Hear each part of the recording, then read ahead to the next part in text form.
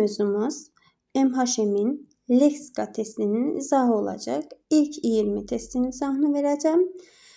Başlayaq birinci sualdan. Həm amonim, həm də çoxmənalı kimi işlənən sözlər hansılardır? Bildiyimiz kimi amonim sözlərdə məna tayları arasında əlaqə olmur. Çoxmənalı sözlərdə isə məna tayları arasında əlaqə olur. Gəlin variantlara nəzər salaq. Qol, insanın qolu, bir də imza, həmçinin futbol oynayarkən qapıya vurulan qol. Daha sonra isə çoxmənalı kimi işləndikdə isə çayın qolu və insanın qolu. Dil, biri var rus dili, amonim kimi, yəni rus dili və insanın dili. Daha sonra isə çoxmənalı söz kimi pianinonun dili, həmçinin insanın dili. Daha sonra şam. Şam bildiyimiz kimi amonim kimi işlənir. Şam yeməyi, bir də var ağacların bir növü. Lakin çoxmənalı söz kimi işlənmir. Keçək B variantına. B variantında ilk gözə çarpan kələm sözdür. Kələm sözü bildiyimiz kimi amonim kimi işlənmədiyinə görə bu variantı çıxırıq. Daha sonra C variantına baxaq. C variantında yol, bir var saç olmaq, bir də var yol isim kimi. Yol həmçinin məcazi mənada daşıyır. Məsələn, deyirik ki, çoxmənalı söz kimi də işlənir.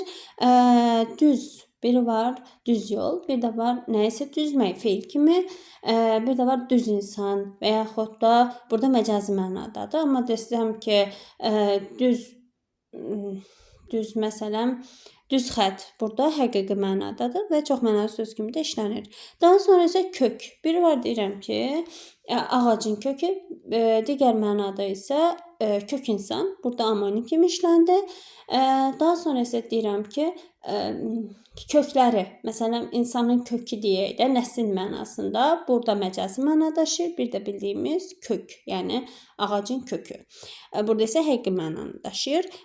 Biz variantımızı tapdıq, C variantıdır. Digər variantlarda nəzər salaq. Don, qaz, açmaq sözləri. Açmaq sözü bildiyimiz kimi amonim kimi işlənmədiyinə görə bu variantı da çıxırıq. Daha sonra isə fayda, qazan və hava sözləri. Fayda sözü də bildiyimiz kimi amonim kimi işlənmədiyi üçün bu variantı da çıxırıq. Daha sonra gəldik ikinci suala. Deməli, birinci sualda cavabımız olacaq C variantı. İkinci suala nəzər salaq. Hansı bənddə amonimlər verilib? Deməli, birinci söz gül, hava və saç sözləri. Baxaq, gül, gülmək, daha sonra isə gül, çiçək mənasında. Hava, biri var hava, musiqi havası, daha sonra isə yəni qəbul etdiyimiz hava, daha sonra isə saç, biri var saçmaq, məsələn, sevinç saçırdı və yaxud da xoşbəxtlik saçırdı. Bir də var ki, insanın saçı. Deməli, biz elə cavabımızı tapdıq, lakin digər variantlarda nəzər salaq. Çən, bildiyimiz kimi saçına çən düşüb deyirik də, belə. Daha sonra isə bir də var çən, yəni su doldurmaq üçün istifadə olunur. Daha sonra isə ata bildiyimiz kimi amonim kimi işlənmədiyinə görə bu variantı çıxırıq. Yaz, qırmızı və çörək. Qırmızı sözü amonim kimi işlənmədiyinə görə bu variantı da çıxdıq. Var, maşın və oxşamaq. Var, biri var dövlət mənasında. Biri də var olmaq, mövcudiyyət mənasında, yəni sifət kimi götürülür. Burada amonim kimidir. Maşın sözü amonim olmadığına görə götürmürük. Oxşamaq sözü də amonimdir. Biri var nəvaziş etmək, bir də var bənzəmək mənasında. Daha sonra isə Y variantına nəzər salaq. Yağ, söz və qazan sözləri. Sözü amonim kimi götürülmədiyinə görə bu variantı da çıxdıq. Deməli, 2də cavabımız A variantı. Daha sonra üçüncü suala nəzər salaq. Antonim sifətləri müəyyən edin. Bax, belə suallar olanda ilk olaraq nəyə nəzər salarıq? Bizdən nəyi istəyir? Sifətləri istəyir. İkinci şərtimiz nədir? Antonim olsun. Baxaq, əvvəl və axır sözləri sifətdirmi? Xeyr. Sonra yuxarı və aşağı sözləri, bilirik ki, yuxarı aşağı zərfdir. Daha sonra az-çox saydır. Gecə və gündüz həm isim kimi işlənir, həm də zərf kimi işlənir. Bunu da götürmürük. Qalın və incə bu sifətdir. Daha sonra 4-cü sualı nəzər salaq. Hansı sözün leksik mənası düzgün izah olunmayıb? Baxaq. Stat öz fikrini başqasının adından vermək bu səhvdir. Niyə görə səhvdir? Stat başqasının fikrini olduğu kimi vermək statdır. Başqasının fikrindən nümunə gətirirsən, onu dəyişmədən olduğu kimi verirsənsə bu statdır. Amma burada əksini yazdıqları üçün burada cavabımız olacaq elə A variantı. Daha sonra digər variantlar doğrudur. Yəni intellekt əqli səviyyədir, ambisiya əsas olmayan iddiadır, təkəbbürlü lovğa özündən razı deməkdir. Belə. Daha sonra isə 5. Cərgələrdən hansında frazeoloji sinonim işlənib? Aha, sizin nəzərinizə bir şey çatdırım ki, frazeoloji sinonim istəyirsə, biz ilk növbədə frazeoloji birləşmə olub olmadığına baxırıq. Daha sonra isə sinonimin istəyirsə, frazeoloji birləşmənin sinonimi söz ola bilməz. Mütləq və mütləq frazeoloji birləşmə olmalıdır. Variantlara nəzər salaq. Əl tutmaq və kömək etmək. Əl tutmaq frazeoloji birləşmədir. Kömək etmək görəcəksiniz ki, məna yaxınlığı var, ola bilər. Xeyr, ola bilməz. Kömək etmək frazeoloji birləşmə deyil. Bildiyimiz kimi etmək, bilmək, olmaq feilləri hər hansı sözə qoşularaq frazeoloji birləşmə yarada bilməz. Bəzi sözlər istisnadır. Əgər olmaq sözü öz mənasından uzaqlaşırsa, burada frazeoloji birləşmə yarada bilər. İndi mən sizə istisnaları deyəcəm. Ağ olmaq, ağlı başında olmaq, ciyərli olmaq, sonra dil gödək olmaq, başa qalxanc etmək, dilini bilmək, sonra danışığını bilmək. Bu kimi ifadələrdə etmək, bilmək və olmaq sözləri frazeoloji birləşmə kimi götürülür. Amma kömək etməkdir, sonra iş bilməkdir. Bunlar frazeoloji birləşmə kimi götürülmür. Sonra ağzına su almaq, dil ötmək. Ağzına su almaq və dil ötmək frazeoloji birləşmələri antonimdir. Bizə isə sinonimləri tələb edir. Bizdən sinonimlər tələb edir. Ağ yuyub qara sərmək, çirkli olmaq. Bax, burada da gördüyümüz kimi olmaq sözü varsa, biz bunu frazeoloji birləşmə götürmürük. Daha sonra isə başdan çıxarmaq, aldatmaq. Aha, biz bildiyimiz kimi frazeoloji birləşmənin sinonimi frazeoloji birləşmə olmalıdır. Yəni burada söz ola bilməz. Daha sonra başı ayazmaq, özünə gəlmək. Yəni başa açılmaq mənasındadır. Burada variantımız düzgün cavabımız olacaq Y variantı. Daha sonra 6. Gözdən düşmək nümunəsində düşmək sözünü hansı sözlə əvəz etsək frazeoloji birləşmə alınmaz. Baxaq. Gözdən itmək, gözdən qoymamaq, gözdən yayınmaq, gözdən keçirmək, gözdən görməmək. Mənasını məncə siz də daha rahatlıqla tapa bilərsiniz. Burada olacaq cavabımız D variantı. Sözlərdən birinin leksik mənası düzgün deyil. Baxaq, bayaz şeir dəftərçəsi doğrudur. Sürfə yemək stolunun üstünə yaxud da yerə salınan xüsusi parçadan tikilmiş örtü. Xeyr. Sürfə canlı orqanizmin ilk inkişaf mərhələsidir. Yəni yemək stolunun üstünə yaxud da yerə salınan xüsusi parçadan tikilmiş örtü süfrədir. Yəni burada 2 samitin yeri səhv verildiyi üçün, yəni dəyişiklik verildiyi üçün bu yanlışdır. Daha sonra isə nigah. Nigah baxış, baxma, nəzərdir. Nikah isə kəbin mənasındadır. Daha sonra eyham üstü örtülü söz və ya ifadə və işarə deməkdir. 7-də də düzgün variantımız olacaq. A variant, yox, B variantı. Daha sonra isə leksik mənası verilməyən sözü müəyyən edin. Baxaq, binanın daş və kərpic hissəsini tikən usta nə adlanır? Bənna. Daha sonra təəssüratı ilə hər şeyi qavrama, dərk etmə, hissdir bildiyimiz kimi. Şöyle burada indi qarışdırmayın. Hissdə 2 sığdırsa deməli dərk etmə, bir şey qavramadır. Amma bir sığdırsa burada qara necə deyim,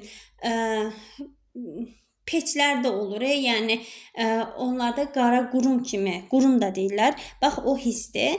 Daha sonra isə gəldik 3. Çiydi təmizlənmiş çiyidsiz pambıq bildiyimiz kimi mahlıcdır. Avtoturistlər üçün xidmət göstərilən mehmanxana moteldir. Burada olacaq cavabımız C variantı. Nadan sözünün yəni izahı verilməyib. Daha sonra uyğunsuzluğu seçin. 9-a baxaq. Qəlb saxta deməkdir, bildiyimiz kimi. Gəmiyə suvarılmayan yer deməkdir, doğrudur. Adekvat, eyni, uyğun deməkdir. Legitim, qanuni və qanuna uyğun olan deməkdir. Burada Y sözünü yəni səhv sala bilərsiniz. Y sözü sahib demək deyil. Y sözüdür. Oradakı E yerinə I olsaydı, bu doğru olardı. Amma Y uşaqlar deməli Y sözü necə deyim? Yəni nəyisə yummaq üçün istifadə olunan bir alətdir. Amma Y isə sahib deməkdir. Deməli burada olacaq düzgün cavabımız C variantı. Daha sonra 10-cu sual. Alışmaq sözünün leksik təhlilinə aid deyil. Baxaq. Alışmaq sözünün leksik təhlilinə aid olmayan nədir? Amonimi yoxdur. Baxın, deməli alışmaq biri var vərdiş olmaq, bir də var yanmaq mənasında. Əgər iki mənası varsa, deməli bu nədir? Amonimdir. Elə düzgün cavabımız A variantıdır. Yəni amonimi var. Sonra sinonimi var. Alışmaq, yanmaq, ümumişlər sözdür, leksik mənası var, antonimi də var, sönmək mənasında. Daha sonra 11. Dərisinə saman təpmək frazeminin mənası nədir? Qorxmaq, xərcə salmaq, incitmək, təəccüblənmək, ətli canlı olmaq, incitməkdir burada. Dərsinə saman təpmək, yəni döymək mənasındadır, yəni incitmək mənasında. Daha sonra 12. Dərdli, qəmli, qüssəli sinonimlərdən ibarət cərgələri tamamlayın. Aha, burada ilk olaraq nəyə nəzər salırıq? Dərdli sifətdir, qəmli də sifətdir, qüssəli də sifətdir. Bizə bu variantlardan sifət olan lazımdır. Baxaq, bədbinlik isimdir, bunu götürə bilməliyik. Sonra kədər isimdir, bunu da götürə bilməliyik. Zülmkar ümumiyyətlə mənası uyğun gəlmir, bunu çıxırıq. Daha sonra isə məzlum və məhzun sözləri var. İndi siz bunları qarışdıra bilərsiniz. Məzlum deməli fağır deməkdir, amma məhzun isə kədərli deməkdir. Daha sonra 13. Hansı sözün kökü? Burada 12-də düzgün cavabımız olacaq B variantı. Hansı sözün kökü heç bir ismin sinonimi kimi işlənə bilməz. Aha, burada bizdən kökünü istəyir. Diqqətlə baxaq. Deməli, küləkli. Küləkli sözündə külək ismin sinonim kimi işlənə bilər. Daha sonra isə mərifətli, mərifət, qanacaq sinonim kimi işlənə bilər. Güclülər, güc, qüvvət işlədə bildik. İnsanlığımız, insan, adam, cəmiyyət və bunları işlədə bilərik. Daha sonra yaralılar. Yaralılar sözünün kökü yara deyil. Yardır, yar. Yarmaq feili. Yarmaq feilindən yara yaranıb, yaradan da yaralı yaranıb. Ona görə də burada kökü feil olduğu üçün o ismin sinonimi ola bilməz. Sinonimi olması üçün eyni nitq səsinə malik olması lazımdır. Daha sonra 14. Zərif sözünün leksik təhlilə bağlı səhvi müəyyən edin. Zərif incə mənasını bildirir. Amonimi yoxdur. Aha, doğrudur. Çox mənalı sözdür. Bəli, zərif incə, zərif düşüncə, zərif insan. Daha sonra antonimi olan sözdür. Bəli, zərif, kobud. Leksik mənası incə nazik deməkdir. Bəli, tək mənalı söz deyil. Tək mənalı söz deyil. Baxaq, zərif düşüncə, zərif hərəkət, zərif insan. Yəni, zərif parça desə bu həqiqidir. Amma zərif düşüncə, zərif hərəkət bu isə məcazi mənadadır. Əgər məcazi mənadada işlənirsə, bu tək mənalı ola bilməz. C variantı. 15. Fikirlərdən biri səhvdir. Bəzi sözlər həm çox mənalı, həm də amonim kimi işlənə bilər. Doğrudur. Qeyd etdiyimiz kimi qol sözü var. Qol sözü insanın qolu. Daha sonra bir də var çayın qolu. Burada məcazi mənada işlədi. Yəni çox mənalı oldu. Qol imza mənasını bildirəndə, insanın qolu mənasını bildirəndə isə amonim kimi götürülür. Daha sonra B. Sözün çoxmənalığı onun məcazi məna daşıması ilə müəyyən edilir. Bəli, sözün çoxmənalığı onun məcazi məna daşıması ilə müəyyən edilir. Daha sonra C. Amonimlər sözün leksik mənasını izah vasitəsi deyil. Bəli, amonimlər sözün leksik mənasını izah vasitəsi deyil. Sinonim və antonimlərlə biz sözün leksik mənasını izah edə bilərik, amma amonimlərlə izah edə bilmərik. D. Mənaca müxtəlif olan bütün sözlər amonimlik təşkil edir. Xeyr, mənaca müxtəlif olan bütün sözlər amonimlik təşkil etmir. Burada bizə deyiliş və yazılış qaydası da nəzərə alınır.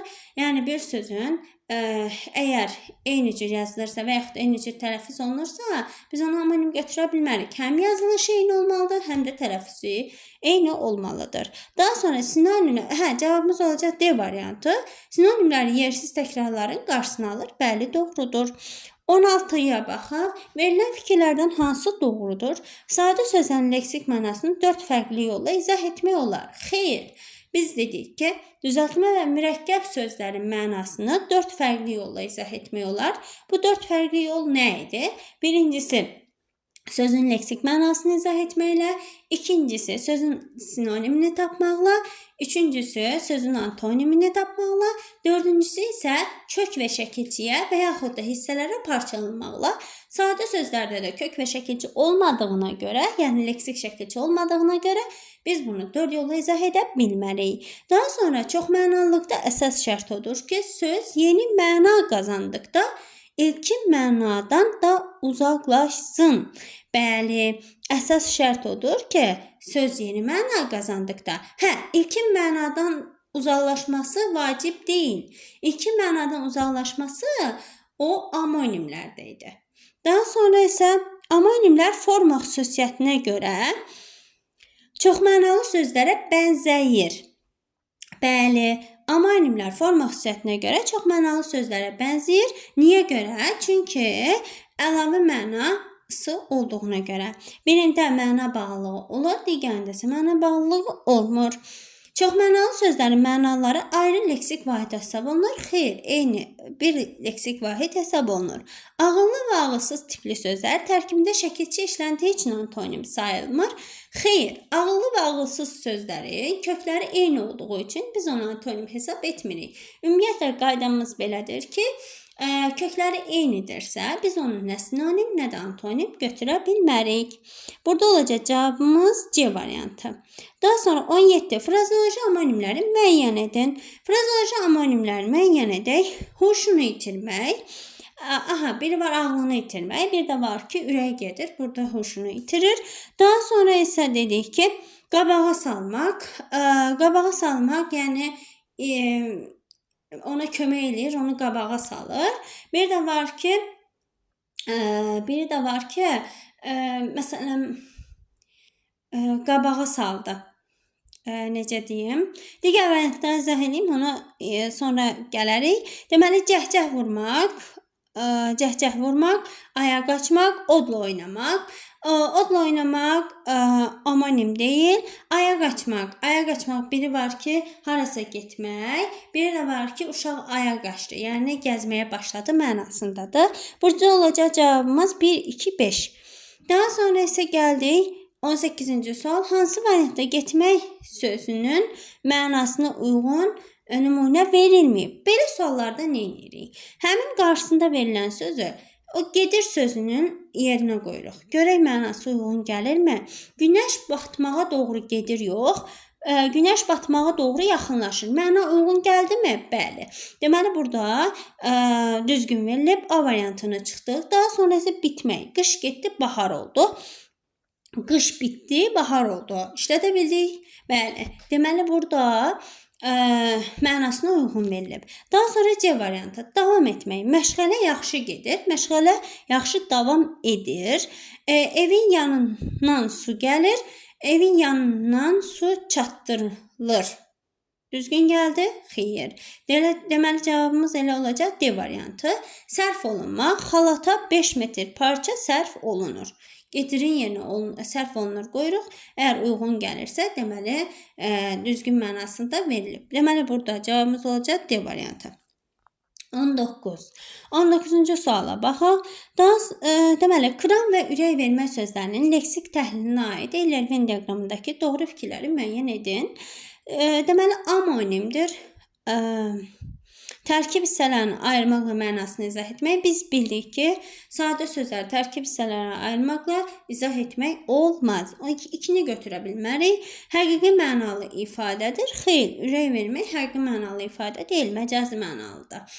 Daha sonra leksik mənasını izah etmək mümkündür. Bəli, kran sözünün də mənasını izah etmək olar, ürək verməyin də mənasını izah etmək olar. 4-ü götürürük. Tərkibindəki sözlər ilkin mənasından uzaqlaşıb. Bəli, 5-də tərkibindəki sözlər ilkin mənasından uzaqlaşıb. Ürək vermək, yəni ki, ürək dirək vermək mənasındadır. Sən çıxarıb ürəyinə kiməsə vermirsən, sadəcə olaraq ona dəstək olursan. Daha sonra məcazi mənalı ifadədir. Bəli, məcazi mənalı ifadədir. Deməli olacaq cavabımız 4, 5 və 6. Bu da olacaq A variantı. 20. Deyiliş və yazılışı eyni olan, lakin amonim olmayan müxtəlif nitq hissələrinə aid sözləri müəyyən edin. Yəni, eyni olsun, lakin amonim olmayan müxtəlif nitq hissələrinə aid. Aha, biz burada vurğunu nəzərə alacağıq. Baxaq, gecələr, bir də deyirik ki, gecələr. Burada vurğu fərqi olmadı. Keçmiş sözündə də vurğu fərqi olmadı. Amma açıqcasına, bir də var açıqcasına. Burada bildiyimiz kimi vurğu açıqcasına da canın üzərinə düşdü. Amma açıqcasına da isə sona düşdü. Ona görə də vurğu fərqi olduğuna görə 2-ni götürə bilmərik. Daha sonra bilək. Bir var qol, bilək mənasında. Bir də var deyirik ki, biz bunu bilək. Aha, burada da vurğu fərqi olmadı. Deməli, olacaq cavabımız 1, 3 və 4. Y variantı. Aha, açıldı sözündə də ki, yəni heç bir amonim məna müxtəlif nitq hissələrinə aid sözləri müəyyən etmək olmur da. Yəni, açıldı bir mənanı ifadə edir. Beləliklə, elmi sualın izahını verdim. Növbəti dərslərimizdə digər elmi sualın da izahı veriləcək.